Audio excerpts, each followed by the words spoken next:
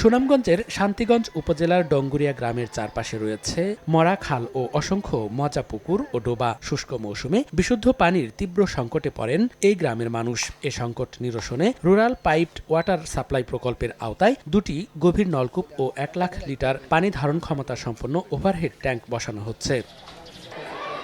পানি সরবরাহের জন্য স্থাপন করা হচ্ছে 4 কিলোমিটার পাইপলাইন। প্রকল্পটি চালু হলে শহরের মতো গ্রামের মানুষও বাড়ি বাড়ি পাবেন সরবরাহ করা বিশুদ্ধ পানি। পুকুর এবং নদীর পানিগুলো নষ্ট হয়ে গেছে, পুকুরগুলো নষ্ট হয়ে গেছে এবং নদীতে পানি থাকে না, যার দরুন মানুষ পানির খুব ক্রাইসিসে। চার আপনার যে ফ্রেশ পানি, ভালো পানি আপনার মানুষের খাওয়ার ব্যবহার করার জন্য, এটা হইলে তো আপনার মানুষের লাগে খুব একটা উপকার হবে। এটা চালু হইলে আমরা যেমন ঘরে ঘরে সুবিধা হয়, পানির কোনো সংকট থাকে না। 1200 পরিবার যদি উপকৃত হয়, দরিদ্র পরিবারগুলো, তাহলে মোটামুটি এই গ্রামের যে আর এই যে রোগবালাইগুলো থাকবে না, মানুষগুলো সুখ শান্তিতে বসবাস করতে পারবে। নগদ পেমেন্টে পাচ্ছেন কোটি টাকার BMW, ঘন্টায় ঘন্টায় 100% ক্যাশব্যাক। গ্রামীণ এ জনপদে দ্রুত সুপেয় পানির সরবরাহ নিশ্চিত করতে কাজ করছে জনস্বাস্থ্য প্রকৌশল অধিদপ্তর। সুনামগঞ্জ জেলার প্রতিটা উপজেলাতেই একটা করে স্কিম বরাদ্দ আছে।